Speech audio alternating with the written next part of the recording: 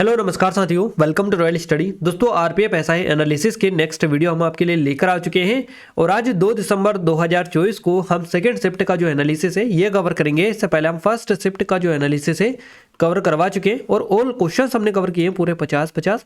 तो अगर आपने नहीं देखा है अभी तक वीडियो तो यहाँ पर आपको आई बटन पर प्लेलिस्ट की लिंक मिल जाएगी। आप सभी से रिक्वेस्ट है कि जरूर से उस वीडियोस को भी आप जरूर से देखिएगा। क्लियर है। और इन वीडियोस की पीडीएफ के लिए आप एप्लीकेशन को डाउनलोड कर लीजिएगा, टेलीग्राम चैनल ग्रुप को ज्वाइन कर लीजिएगा। इन दोनों के लिंक आपको डिस्क्रिप्शन में मिल जाएगी। क्लियर है। तो गाइज हम सेकंड शिफ्ट के क्वेश्चंस कवर करेंगे। लगभग पूरे क्वेश्चंस हमें मिल चुके हैं जो कि 100% एक्यूरेट है, जो आपके एग्जाम में पूछे गए हैं। सो आप सभी से रिक्वेस्ट है कि आप चैनल को सब्सक्राइब करके रखिएगा, क्योंकि आरपीएफ एसआई एग्जाम से रिलेटेड पल पल की अपडेट के लिए आप इस चैनल को सब्सक्राइब करके रखिएगा और जो इंपॉर्टेंट वीडियोज़ हैं वो भी आप तक सबसे पहले पहुँच पाए। इसलिए ऑल पर सेलेक्ट जरूर कर लीजिएगा बेल आइकन को दबाकर, ताकि कोई भी वीडियो जो है आपसे मिस ना हो। तो चलिए स्टार्ट करते हैं हमारे सेकंड शिफ्ट के फर्स्ट क्वेश्चन की ओर। देखिए आज का सेकंड शिफ्ट का पहला क्वेश्चन है, भारत और बांग्लादेश के बीच में जो T20 सीरीज हुई है अभी हाल ही में, तो इंडिया टीम के कप्तान कौन रहे हैं इसमें? तो सूर्य कुमार यादव जो है आपका बिल्कुल करेक्ट आंसर रहेगा। अभी अक्टूबर में बेसिकली ये हुई है, भारत और बांग्लादेश के बीच में T20 सीरीज थी, है ना। तो इस सीरीज में इंडिया टीम के जो कैप्टन थे ये थे सूर्य कुमार यादव। बांग्लादेश के खिलाफ 3 मैचों की T20 सीरीज के लिए भारतीय टीम का जो ऐलान है ये बेसिकली कर दिया गया था और एक्चुअली ये हो चुकी है। इस सीरीज में भारतीय टीम की कप्तानी सूर्य कुमार यादव जो है इन्होंने करी है और वहीं तेज गेंदबाज मयंक यादव की भी जो है इसमें एंट्री हुई है। भारत और बांग्लादेश के बीच 6 अक्टूबर से जो है T20 सीरीज खेली गई और इसके लिए सूर्य कुमार यादव जो है इनको टीम का कप्तान बनाया गया इंडियन टीम का। सूर्य कुमार यादव 6 नवंबर 2022 को एक कैलेंडर वर्ष में 1000 T20 अंतर्राष्ट्रीय रन बनाने वाले पहले भारतीय खिलाड़ी बने हैं। तो ये इनकी जो है याद रखिएगा, इनके बारे में इंपॉर्टेंट पॉइंट है और इनसे क्वेश्चन आपका बनेगा। इन्होंने जो है मेलबर्न में जो जिम्बाब्वे है इसके खिलाफ भारत के अंतिम सुपर 12 चरण मैच में ये उपलब्धि है ये हासिल की थी, याद रखिएगा। और गाइज उन्होंने जो है 25 गेंदों में 6 चौकों और 4 छक्कों की मदद से नाबाद 61 यानी 61 रन बनाए थे। 25 गेंदों में 6 चौकों और 4 छक्कों की मदद से 61 रन बनाए। और इस साल 28 पारियों में सूर्य कुमार यादव जो है इन्होंने 44.060 यानी कि 44.60 की औसत से 1026 रन बनाए हैं। तो ये रिकॉर्ड्स इनके नाम है जो कि आपको पता होना चाहिए, क्योंकि क्वेश्चन बनेगा। और अभी तो T20 सीरीज की कप्तानी इनको दे दी गई है, तो इसलिए क्वेश्चन आपसे हो सकता है इनके बारे में और भी पूछे जाएं। गाइज ये हमारी आरपीएफ एसआई के लिए स्पेशल टेस्ट सीरीज है जो कि लेटेस्ट पैटर्न पर बेस्ड है। सिर्फ 49 रुपये के प्राइस पर आपको मिल जाएगी। अगर अभी तक इनरोल नहीं किया है तो कर लीजिएगा, क्योंकि यहाँ पर आपको लेटेस्ट पैटर्न बेस्ड क्वेश्चंस मिलेंगे। और गाइज ऑलरेडी हम जो एनालिसिस आपको फर्स्ट शिफ्ट का करवाया है और सेकेंड शिफ्ट का, है ना, तो इन क्वेश्चंस इन जो दोनों शिफ्ट में हमने क्वेश्चंस एनालाइज किए हैं, तो सेम क्वेश्चंस आपको इस टेस्ट सीरीज में मिलेगा, यानी कि यहाँ से आप अच्छे से प्रैक्टिस कर सकते हैं। इसी के बेस्ड पर पूरे क्वेश्चंस आपको देखने को मिलेंगे, है ना। यही लेवल सेम टू सेम आपको इस टेस्ट सीरीज में मिल जाएगा। तो लेटेस्ट पैटर्न पर बेस्ड है, up to dated test series है पूरी की पूरी। डेमो चेकआउट जरूर से कर लीजिएगा, प्रैक्टिस कर सकते हैं। करंट अफेयर के क्वेश्चंस भी इसमें हमने डाले हैं जो कि 2023-24 के भी रहेंगे, जिससे भी आपके 10 से 12 क्वेश्चंस यहाँ तक की पूछे जा रहे हैं, है ना। तो आप अच्छे से अटेम्प्ट कर लीजिएगा, डेमो चेकआउट कर लीजिएगा पहले। और आपके लिए मैं गारंटी से कह सकता हूँ कि ये जो टेस्ट सीरीज है 100% आपके लिए जो है कामयाबी में आपको एक नई दिशा देने में ये आपको सहयोग करेगी। तो एटलीस्ट एक बार डेमो चेकआउट करके और ज़रूर से इनरोल कर लीजिएगा, क्योंकि नाम मात्र की प्राइस है ये, सिर्फ 49 रुपये आप सभी की डिमांड पर हमने करी है। तो इतनी ज़्यादा प्राइस भी नहीं है कि आप ना कर पाएँ, हर एक बंदा इसको अफोर्ड कर सकता है। नाम मात्र का शुल्क है, इतना ज़्यादा भी जो है यहाँ पर इसकी प्राइस हमने इसलिए नहीं रखी है। और खास करके इसलिए बता रहे हैं क्योंकि ये लेटेस्ट पैटर्न पर बेस्ड है और आपका जो पैटर्न बन रहा है एग्जाम का उसके सेम पैटर्न पर बेस्ड है पूरी की पूरी। नहीं मानते तो एक बार ये जो डेमो वाला है ये फ्री है, इसको जाकर चेकआउट कर लीजिएगा, फिर आपको पता चल जाएगा। यहाँ तक कि हमने इसमें पूरे चैप्टर वाइज भी डाले हैं, जहाँ पर जिस चैप्टर में आपको दिक्कत होती है, जिस टॉपिक में आपको दिक्कत है, उस टॉपिक को सीधे जाके आप वहाँ से उसकी प्रैक्टिस कर सकते हैं और अपने स्कोर भी चेकआउट कर सकते हैं। कब कहाँ किस क्वेश्चन में गलती हो रही है उसको भी पूरा एनालाइज कर सकते हैं यहाँ पर इस टेस्ट सीरीज में। इतनी एडवांस टेस्ट सीरीज है, 500 से अधिक टेस्ट यहाँ पर आपको मिल जाएंगे, जिसमें कोई भी डाउट हो किसी भी टॉपिक में, किसी सब्जेक्ट में, आप जाकर यहाँ पर जो है उसको जो है इम्प्रूव कर सकते हैं। तो डिस्क्रिप्शन में लिंक है, एक बार जाकर एटलीस्ट चेकआउट तो जरूर से करिएगा। नाम मात्र का शुल्क है, इतना ज़्यादा भी ये नहीं है। फिर भी कोई डाउट है, कुछ क्वेरीज, नंबर पर भी आप हमें कॉन्टैक्ट कर सकते हैं। चलिए पॉइंट पर आते हैं हमारे नेक्स्ट क्वेश्चन पर। नेक्स्ट क्वेश्चन है हमारा नवपाषाण काल से संबंधित जो कुपोवन स्थल है ये कहाँ पर स्थित है। उत्तराखंड का जो चमोली जिला यहाँ पर है। नवपाषाण काल जो है इससे संबंधित कुपोषण स्थल उत्तराखंड का जो चमोली जिला यहाँ पर स्थित है। ये स्थल प्राचीन मानव सभ्यता के विकास और उनकी जीवन शैली के प्रमाणों के लिए महत्वपूर्ण है। यहाँ पर मिले अवशेष यह दर्शाते हैं कि नवपाषाण काल के लोग स्थायी रूप से बसने लगे थे और उन्होंने कृषि, पशुपालन, पत्थर के औजारों का उपयोग भी शुरू कर दिया था। हिमालय के क्षेत्र में स्थित होने के कारण ये जो स्थल है उस समय की जलवायु, भौगोलिक परिस्थितियों में मानव के अनुकूलन का जो उदाहरण है यह प्रस्तुत करता है।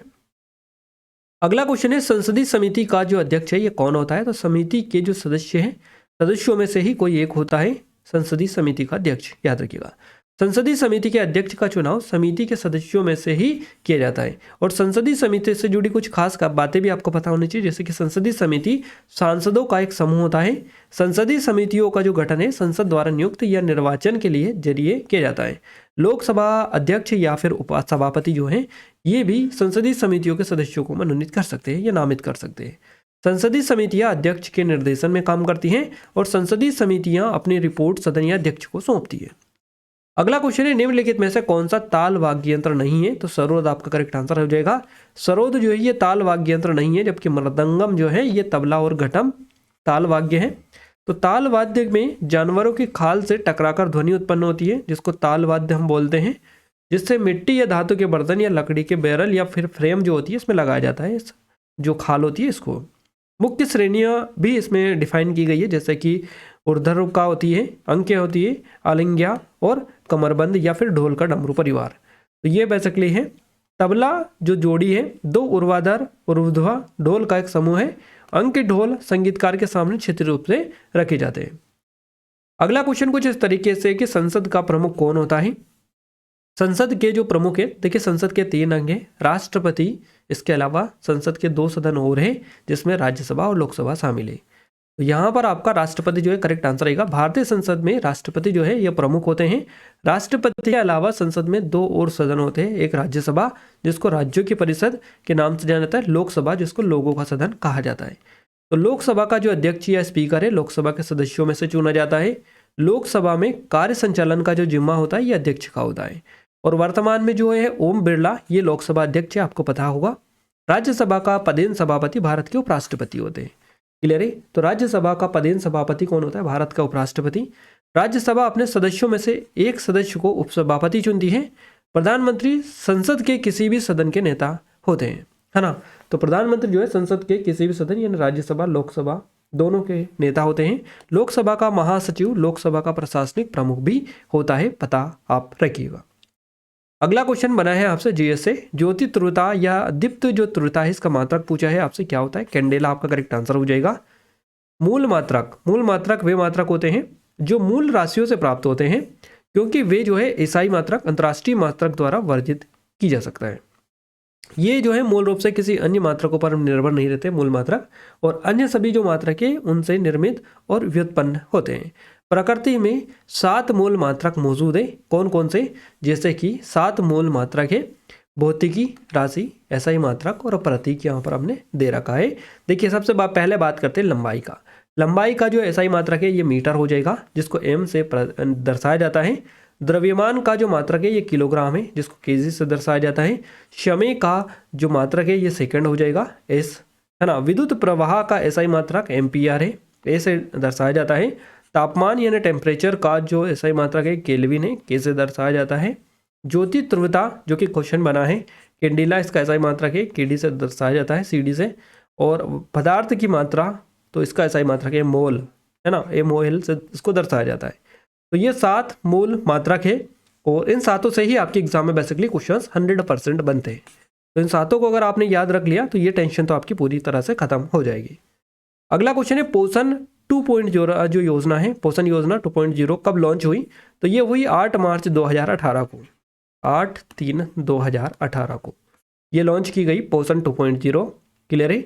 तो पोषण 2.0 जो योजना अभियान है, जिसे राष्ट्रीय पोषण मिशन के नाम से भी जाना जाता है, 2018 में शुरू किया गया था, ताकि 6 साल तक के बच्चों, किशोरियों, गर्भवती महिलाओं और स्तनपान कराने वाली माताओं के पोषण की स्थिति को जो है सुधारा जा सके, इसलिए इसको शुरू किया गया था 2018 में, है ना, 8/3/18। और गाइज नेक्स्ट जो क्वेश्चन बना है ये उत्सव त्योहार से बना है। फर्स्ट शिफ्ट में भी आपका उत्सव त्योहार से क्वेश्चन बना था, तो ये वाला टॉपिक अच्छे से देख कर जाइए। इसके लिए हमने एक डेडिकेटेड वीडियो भी दे रखा है रॉयल स्टडी चैनल पर, प्लेलिस्ट है उसमें चेकआउट कर लीजिएगा, स्टैटिक जीके वाला प्लेलिस्ट, तो वहाँ पर आपको मिल जाएगा, है ना। तो बोनाली जो उत्सव है, बोनालू उत्सव, ये किस राज्य से संबंधित है? तेलंगाना करेक्ट आंसर रहेगा। बोनालू तेलंगाना का एक पारंपरिक हिंदू त्योहार है जो देवी महाकाली पर केंद्रित है। ये जो त्योहार है हैदराबाद, सिकंदराबाद शहरों के साथ साथ राज्य के जो अन्य हिस्से हैं इनमें भी प्रतिवर्ष मनाया जाता है। इस त्योहार को मन्नतें पूरी करने के लिए देवी के प्रति कृतज्ञता माना जाता है। तेलंगाना के कुछ अन्य भी त्योहार है जैसे कि बतुकम्मा महोत्सव, इससे काफ़ी ज़्यादा क्वेश्चन बनता है ना, बोनालू और बतुकम्मा दोनों से। समक्का, सरक्कल्ला जतारा और मासिक जतारा रमजान, है ना, ये कुछ और भी हैं, आप देख सकते हैं। राज्य और उनके कुछ और मेले जैसे कि इंपॉर्टेंट स्टेट और उनके मेले और त्यौहार भी आपको याद रखना है जो कि इंपॉर्टेंट है। सबसे पहले बात करेंगे सिक्किम की। सिक्किम का जो मेला है यहाँ पर जोरेथांग माघ मेला लगता है। बात करें त्यौहार के सिक्किम की तो पांग लम्हल सोल हो जाएगा। बुमजू, लोसार महोत्सव काफ़ी ज़्यादा फेमस है, याद रखिएगा लोसार महोत्सव। गुठोर चाम, ये भी यहाँ का एक त्यौहार है। सोनम लोसुंग, है ना। इसके अलावा गाता दावा, रामनवमी उत्सव, साकेवा, ये साकेवा से ऑलरेडी अभी आई थिंक आपका एमटीएस में क्वेश्चन बना है इससे, तो याद रखिएगा सिक्किम का है ये। पश्चिम बंगाल की बात करें तो पश्चिम बंगाल में गंगा सागर मेला लगता है, रास मेला लगता है, पोस मेला, जयदेव और केंदुली मेला, ये कहाँ के हैं? पश्चिम बंगाल के। अब कुछ यहाँ के त्यौहार भी हैं जैसे कि डोल यात्रा, इससे क्वेश्चन बनता है। दुर्गा पूजा, शरदोत्सव, इससे काफ़ी ज़्यादा क्वेश्चन आपके बनते हैं दुर्गा पूजा और डोल यात्रा से। काली पूजा दिवाली या दीपावली के लगभग होता है, और जगदात्री पूजा, तो ये है। डोल यात्रा, दुर्गा पूजा, दोनों आपको इंपॉर्टेंट है, याद रखना है। उड़ीसा की बात करें तो उड़ीसा में मकर मेला लगता है, और त्यौहार कौन सा है उड़ीसा का? रथ यात्रा, जो कि काफ़ी बार आपका पूछा गया है, और बैक टू बैक अभी एमटीएस में क्वेश्चन इससे बने हैं रथ यात्रा से। एएलपी में भी आपके क्वेश्चन इससे बने हैं, है ना, तो याद रखना है। इसके अलावा दुर्गा पूजा भी यहाँ का है, यहाँ का भी है उड़ीसा का। कलिंग महोत्सव काफ़ी ज़्यादा इंपॉर्टेंट है। कोणार्क नृत्य, ये भी है महोत्सव। मुक्तेश्वर नृत्य महोत्सव, अंतर्राष्ट्रीय रेत कला महोत्सव, और छऊ और बाली यात्रा, यानी कि उड़ीसा जो है यहाँ के सारे इंपॉर्टेंट है, हर बार क्वेश्चन बनता है, तो आप देख लीजिएगा अच्छे से। चलिए अगला क्वेश्चन है, कोई व्यक्ति भारत में रह रहा है तो उसे कितने वर्ष बाद भारत की नागरिकता मिल जाएगी? इस तरह से क्वेश्चन था आपका, तो करीबन ऐसा ऑप्शन अगर था तो 11 साल आपको दे रखा होगा ऑप्शन में, करेक्ट आंसर रहेगा। 11 ना हो तो 7 साल भी आपका रहेगा करेक्ट आंसर, 7 भी ना हो तो फिर 12 साल। सबसे ज़्यादा पॉसिबिलिटी 11 साल की है। 11 साल ना हो तो 7 साल पे आप क्लिक कर सकते हैं, 7 भी ना हो तो 12 साल पे क्लिक कर सकते हैं, अगर तीनों दे रखा हो तो 11 पे आपको क्लिक करना है ना। तो इस तरह से हम आपको बता रहे हैं। इसमें थोड़ा सा चीज़ें इसलिए होंगी क्योंकि ये क्वेश्चन जो है अलग अलग फॉर्मेट में अलग अलग तरीके से पूछे जाने की इसकी पॉसिबिलिटी होती है, इसलिए हम आपको ये बता रहे हैं कि ऑप्शंस के अकॉर्डिंग भी आप इसको कर सकते हैं। देखिए, भारत की नागरिकता पाने के लिए किसी व्यक्ति को कम से कम 12 साल तक भारत में रहना होगा। इसके अलावा किसी व्यक्ति को भारत की नागरिकता पाने के लिए ये शर्तें पूरी करनी होती है। आवेदन करने से पहले व्यक्ति को भारत में कम से कम 11 साल रहना होता है, और आवेदन करने से पहले व्यक्ति को केंद्र सरकार में नौकरी करनी होती है। तो व्यक्ति को किसी भी पिछली राष्ट्रीयता को त्यागना होता है जहाँ की वो नागरिकता पहले से ग्रहण करे हुए है, उसको त्यागना होता है, जिसके बाद में ही ये जो है ग्रहण कर सकता है। क्लियर है? चलिए आगे बढ़ते हैं अगले क्वेश्चन की ओर। अब गाइज देखिए, थोड़ा सा ये दिक्कत हो रही है यहाँ पर कि कुछ लोग जो है फेक क्वेश्चंस आपको बता रहे हैं, है ना। इस वीडियो को थोड़ा सा सीरियसली देखिएगा आप, है ना।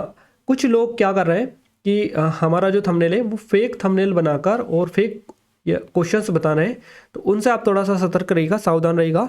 सेम टू सेम हमारा थंबनेल वो यूज़ कर रहे हैं और उसमें फेक क्वेश्चंस वो बता रहे हैं, जिससे क्या हो रहा है कि आप सभी को थंबनेल देखकर ऐसा लग रहा है कि ये ओनली रॉयल स्टडी का थंबनेल है, तो रॉयल स्टडी वाले जो है फेक क्वेश्चंस बता रहे हैं, बल्कि हम ऐसा नहीं कर रहे हैं, ये कोई और कर रहे हैं। तो आप थोड़ा सा सतर्क रहिएगा। जो भी फेक थंबनेल है आई थिंक आप समझ चुके होंगे कौन यूज़ कर रहा है, उसको आप बिल्कुल नेगलेक्ट करिएगा चीज़ों को, और उन क्वेश्चंस को देखने से थोड़ा बचें, क्योंकि रियल क्वेश्चंस अगर आपको मिल रहे हैं तो आप उनकी अच्छे से प्रैक्टिस करिएगा, है ना। इसीलिए हम आपको बता रहे हैं टेस्ट सीरीज के बारे में, वहाँ से आप और अच्छे से कर सकते हैं, तो आप जाकर चेकआउट भी कर सकते हैं।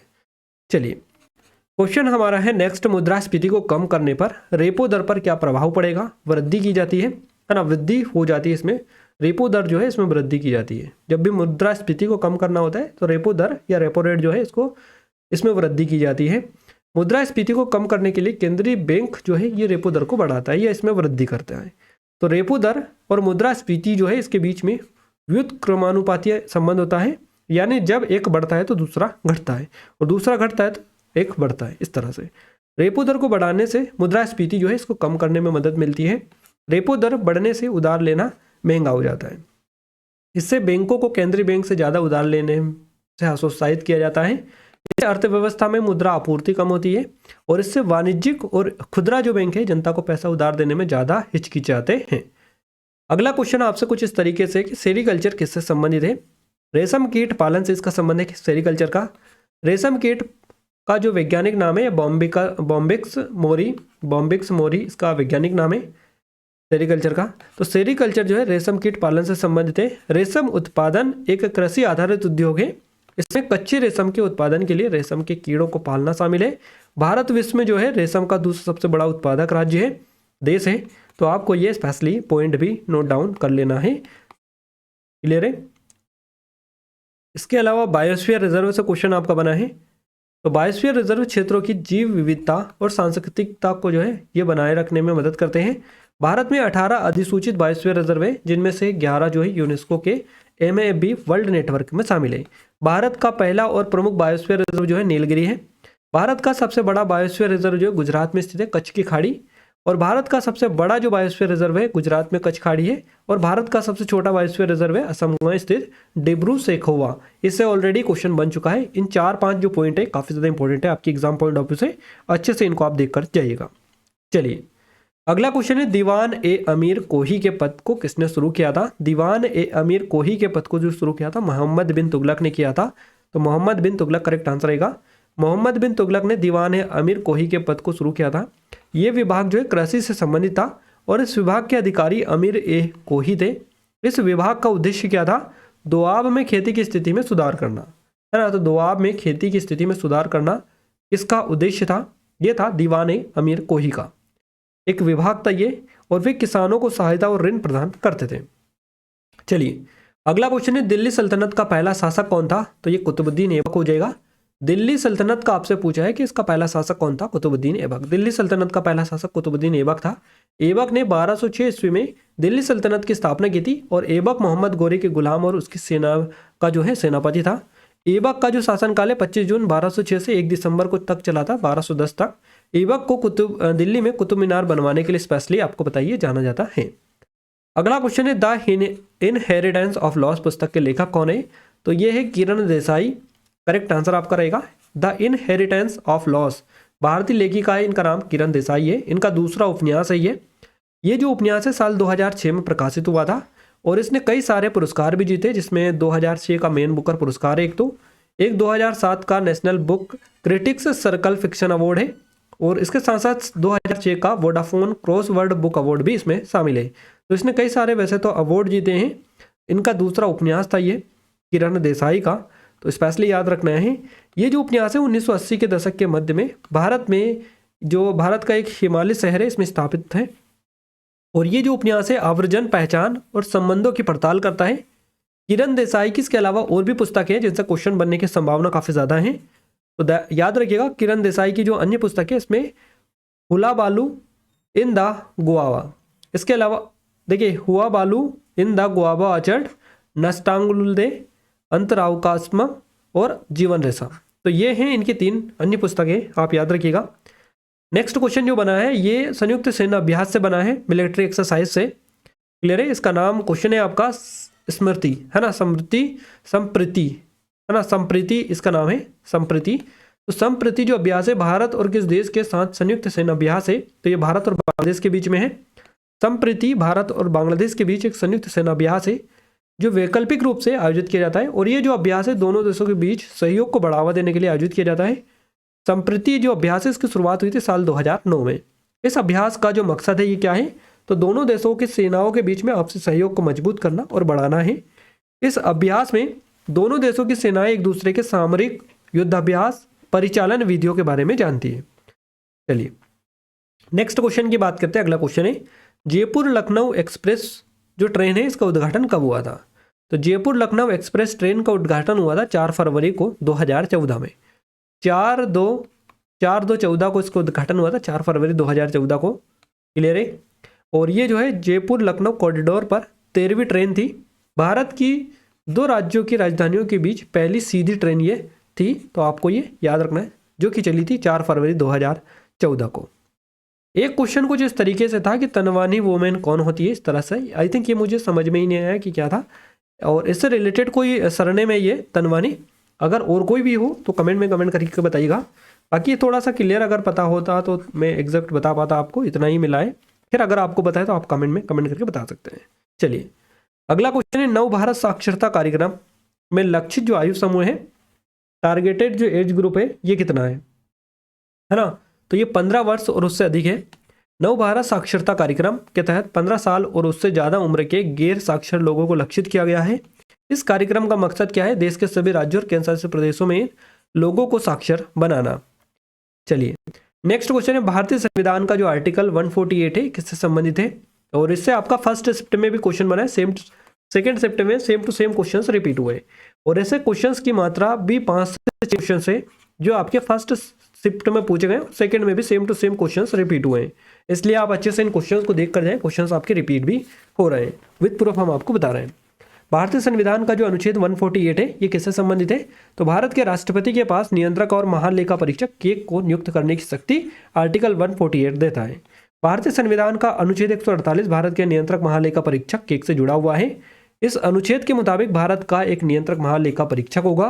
राष्ट्रपति अपने हस्ताक्षर और मोहर से अधिपत्र जारी करके नियंत्रक महालेखा परीक्षक की नियुक्ति करते हैं। तो नियंत्रक महालेखा परीक्षक को हटाने का तरीका और आधार सर्वोच्च न्यायालय के न्यायाधीश को हटाने के तरीके और आधार के समान ही होता है। चलिए नेक्स्ट क्वेश्चन है हमारा, अनुच्छेद 239 किससे संबंधित है? आर्टिकल 239 है ना? तो राष्ट्रपति द्वारा केंद्र शासित प्रदेशों का प्रशासन से इससे संबंध है। अनुच्छेद 239 केंद्र शासित प्रदेशों का प्रशासन से ही रिलेटेड है। तो राष्ट्रपति राज्य के राज्यपाल को प्रशासक के रूप में नियुक्त कर सकता है, जहां वह अपने कार्यों को अपने मंत्रिपरिषद के रूप में मंत्रिपरिषद से स्वतंत्र रूप से ऐसे प्रशासनिक के रूप में कर सकता है। आर्टिकल 239AA दिल्ली से संबंधित विशेष प्रावधान से इसका संबंध है 239AA का, और 239 केंद्र शासित प्रदेशों का प्रशासन से रिलेटेड है। संविधान का जो 69वां संशोधन हुआ था अधिनियम, 69वां संशोधन अधिनियम जो कि 1991 में हुआ था, प्रारंभ होने की तिथि से है। केंद्र शासित प्रदेश दिल्ली को राष्ट्र राजधानी क्षेत्र कहा गया था इसके तहत। चलिए अगला क्वेश्चन है हमारा, 2011 की जनगणना के अकॉर्डिंग निम्नलिखित में से कौन सा जो जिला है भारत का सबसे अधिक साक्षर जिला है? तो ये शेरछिप जिला इसका नाम है, शेरछिप। ये मिजोरम राज्य में आता है। ये जिला कहाँ पर?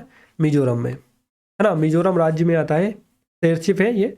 और ये जो है भारत का सबसे अधिक साक्षर जिला है। क्लियर है?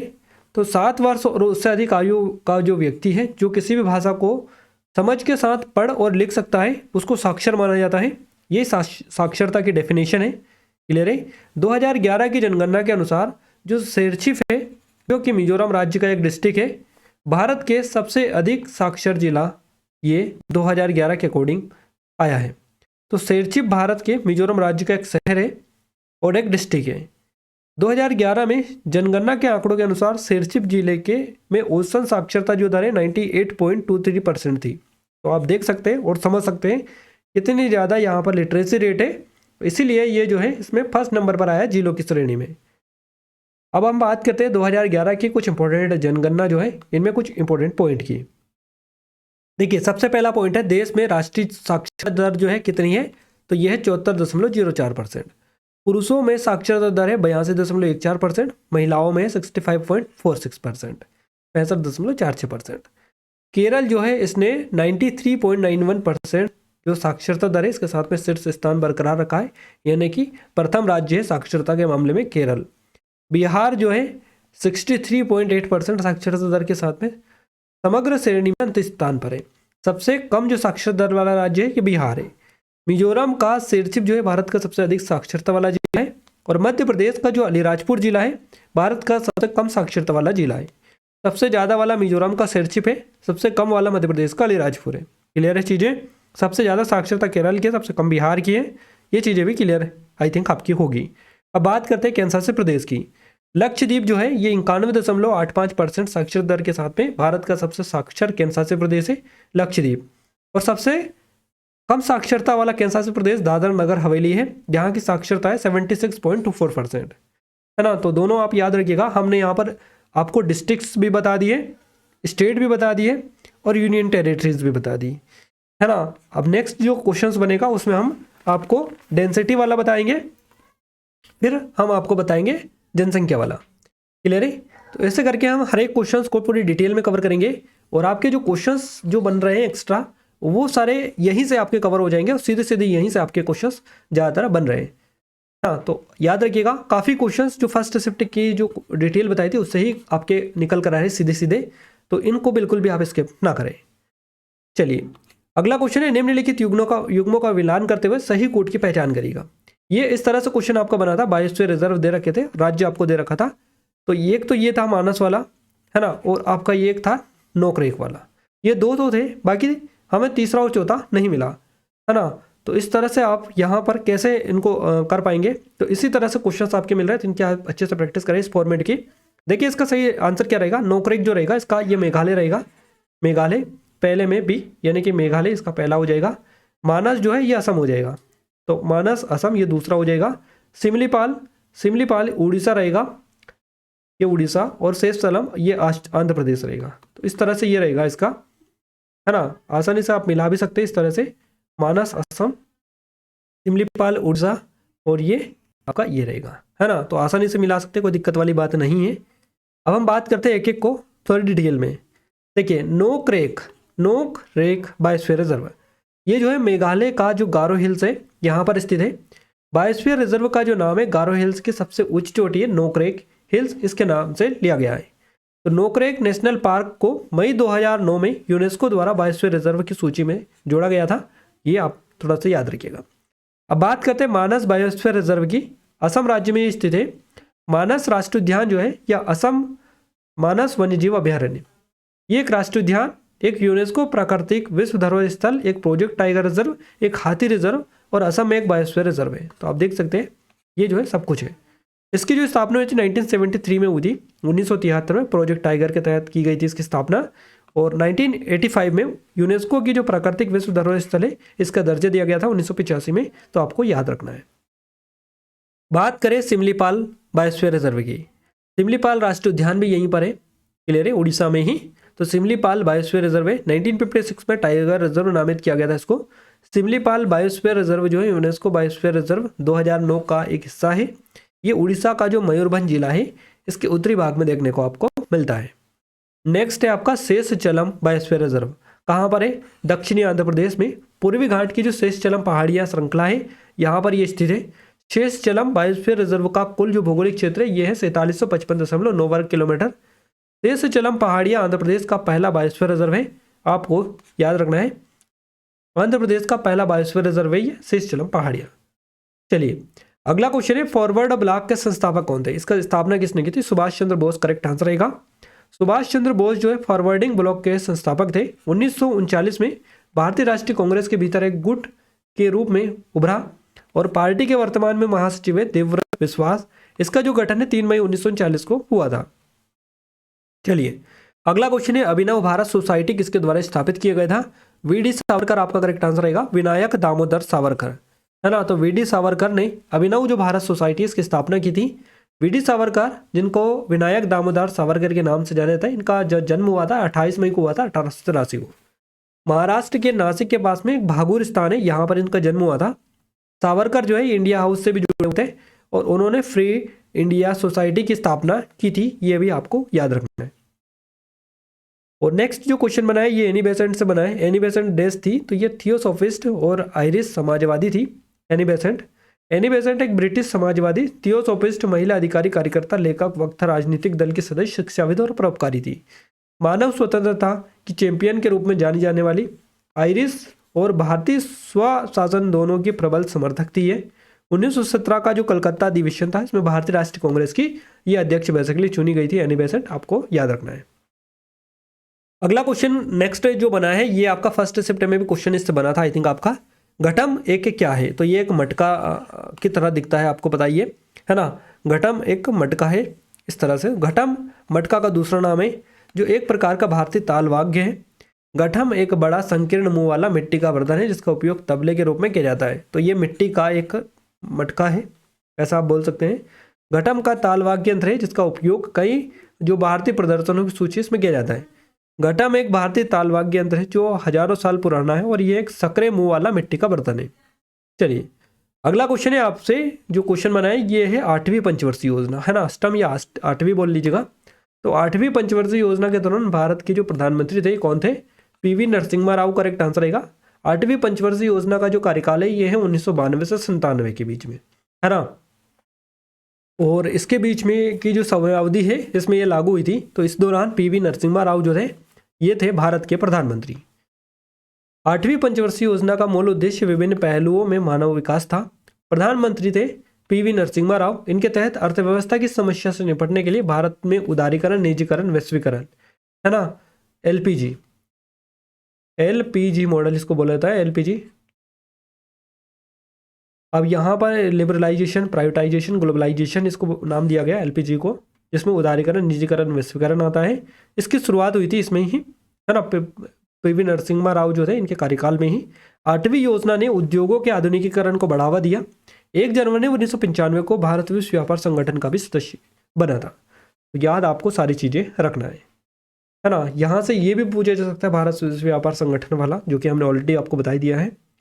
अगला क्वेश्चन है आपसे पूछा गया 1999-2000 के दौरान भारत की जो साक्षरता दर थी ये कितनी थी, है ना। 1999 सन 2000 में भारत की जो साक्षरता थी ये लगभग थी 62% के लगभग, है ना, अप्रोक्स 62% आप मान सकते हैं, क्योंकि जो जनगणना हुई थी ये हुई थी 1991 में और उसके बाद में हुई थी 2001 में।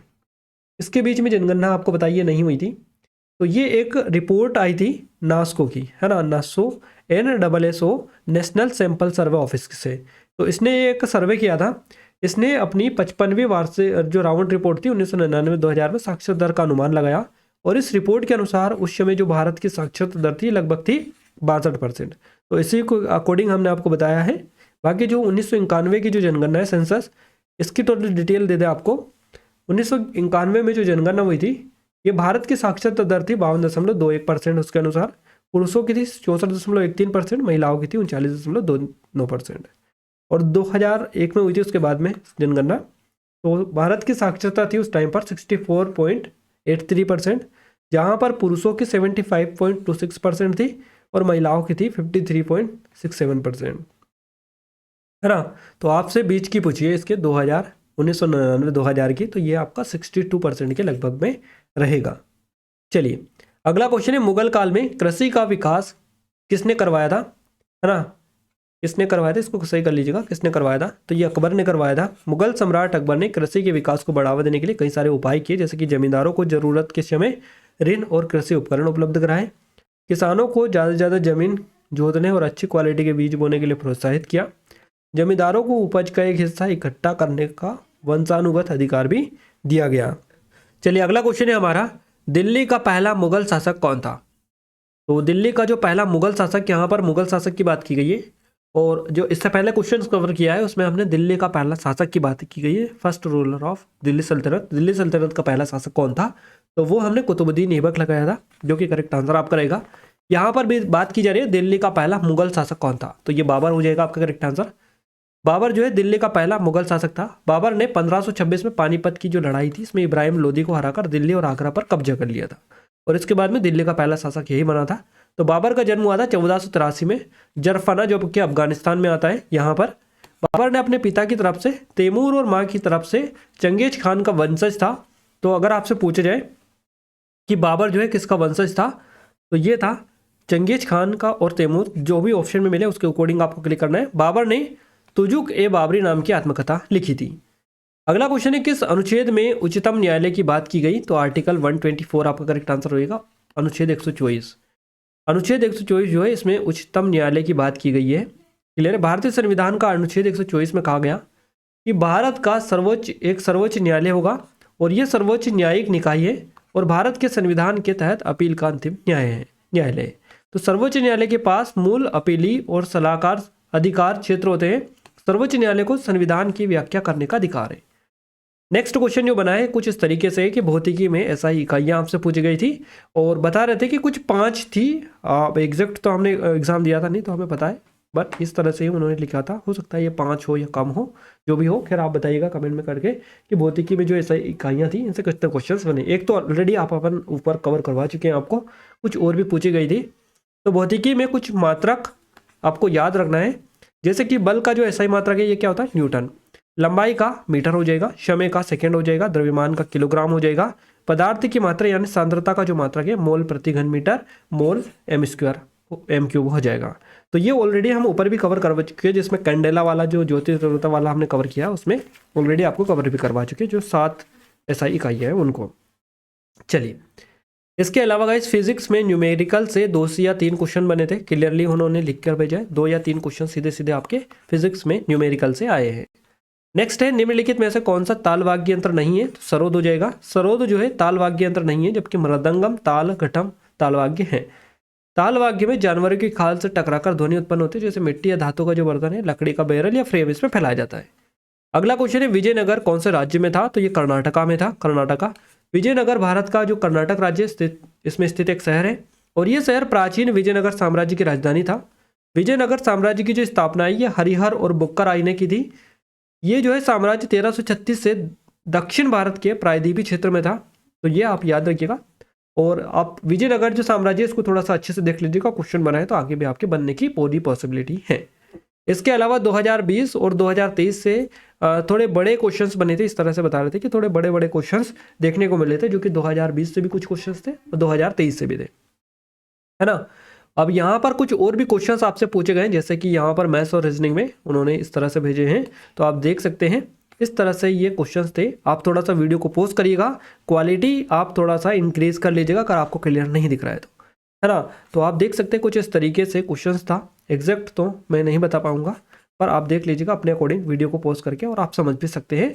बस आपको समझने की जरूरत है कि कौन सा टॉपिक से क्वेश्चंस बना है, किस टाइप का क्वेश्चंस बन रहा है। इतने ज़्यादा आपको लोड लेने की भी यहाँ पर जरूरत नहीं। एग्जैक्ट अगर डिजिट भी ना दिखे आपको तो कोई बड़ी बात नहीं है, आपको बस यहाँ से पैटर्न समझ लेना है कि क्वेश्चंस किस टॉपिक से पूछे जा रहे हैं और किस टाइप का क्वेश्चन है ना। बस इतने ही आपको समझने की जरूरत है। वीडियो को पॉज करके देख लीजिएगा। और कुछ क्वेश्चंस ये हैं, जैसे कि ये 18, 19 और ये कुछ 21, 22, 22, 23, 24, है ना। तो इस तरह से इनमें भी आप पॉज करके अच्छे से देख लीजिएगा किस टाइप का है और किस टॉपिक से। क्लियर है, तो आई थिंक देख लिया होगा आपने। अब हम आगे बढ़ते हैं। और गाइज हमने यहाँ पर देखिए लगभग पूरे क्वेश्चंस जो है कवर करवा दिए, जितने भी क्वेश्चंस हमें जीके जीएस करंट अफेयर में मिले थे पूरे, यहाँ तक कि मैथ्स और रीजनिंग का भी हमने कवर आपको करवा दिया है।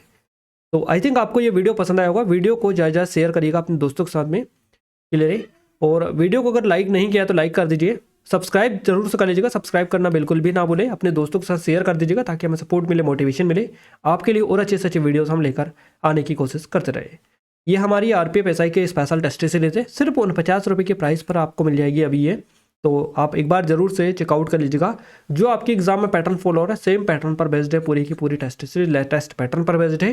कोई डाउट है, कुछ क्वेरीज है, नंबर पर भी आप हमें कांटेक्ट कर सकते हैं। और यहाँ पर आपको टॉपिक वाइज, सब्जेक्ट वाइज पूरा फॉर्मेट में पीडीएफ, नोट, स्टडी मटेरियल सारी चीज़ें मिल जाएंगी। तो बेझिझक होकर आप इसमें इनरोल कर सकते हैं और अपनी तैयारी को एक नई दिशा दे सकते हैं, क्योंकि आपके एग्जाम में अभी 4-5 दिन का टाइम है। जिन लोगों का बाद में एग्जाम है वो काफ़ी हद तक यहाँ से जो है अपनी तैयारी में इंप्रूवमेंट देख सकते हैं, है ना। तो एटलीस्ट आप जरूर से यहाँ से चेकआउट कर लीजिएगा। डिस्क्रिप्शन में आपको लिंक मिलेगी, वहाँ पर आप जाकर चेकआउट कर लीजिएगा। ये एसएससी जीडी की है। जो लोग बाद में इनरोल करेंगे तो इससे अच्छा है कि पहले ही इनरोल कर लीजिएगा, क्योंकि इतनी ज़्यादा प्राइस भी नहीं है, नाम मात्र का शुल्क है। बाद में भी आपको अगर करना ही है तो अभी करिएगा, क्योंकि यहाँ से आप जो है 500 टेस्ट लगाने हैं। तो ये अभी से आपके अगर स्टार्ट करेंगे तो आपके कंप्लीट भी हो जाएंगे। ये नंबर है, कोई डाउट है, कुछ क्वेरी तो कांटेक्ट भी कर सकते हैं। ये आरपीएफ कांस्टेबल के, इसमें भी जो पैटर्न आपका इसमें है, आपका आरपीएफ में क्वेश्चंस बन रहे सेम टू सेम पैटर्न आपका, आपको बताइए आता है। थोड़ा सा पैटर्न चेंज रहता है, उसकी पूरी हमने ध्यान रखते हुए डिज़ाइन किए इसको, लेटेस्ट पैटर्न पर बेस्ड है। आप जरूर से विजिट करिएगा, डिस्क्रिप्शन में लिंक है, चेकआउट आप जरूर कर लीजिएगा। जो लोग भी आरपीएफ कांस्टेबल की तैयारी कर रहे हैं, डेमो भी आप चेकआउट कर लीजिएगा, उससे भी आपको आइडिया लग जाएगा कि किस लेवल के क्वेश्चंस आपको यहाँ पर हमने डाले हैं और आपको देखने को मिलेंगे, है ना। तो इसकी भी नाम मात्र की शुल्क पर आप इसमें एनरोल कर सकते हैं। ओनली नाम मात्र का शुल्क रखा है, इतनी ज़्यादा प्राइस भी इसकी नहीं रखी है। और अगर आपने अभी तक इस वीडियो की पीडीएफ नहीं देखी, इससे पहले वाले या फिर बाकी के पीडीएफ, अगर आप चाहते हैं पीडीएफ तो एप्लीकेशन को डाउनलोड कर लीजिएगा, टेलीग्राम चैनल ग्रुप को ज्वाइन कर लीजिएगा। दोनों के लिंक आपको डिस्क्रिप्शन में मिल जाएगी, है ना, डिस्क्रिप्शन में मिल जाएगी। चैनल को सब्सक्राइब जरूर कर लीजिएगा, बेल आइकन को ऑल पर सेलेक्ट कर लीजिएगा ताकि आगे आने वाली वीडियोस को आप बिल्कुल भी मिस ना करें। टाइम टू टाइम आपको अपडेट मिलता रहे, इसलिए बेल आइकन को ऑल पर सेलेक्ट करके रखिएगा ताकि जो भी वीडियो आए सबसे पहले आपको नोटिफिकेशन मिल जाए। तो मिलते हैं हमारे नेक्स्ट स्टडी वीडियो में, तब तक के लिए जय हिंद, वंदे मातरम।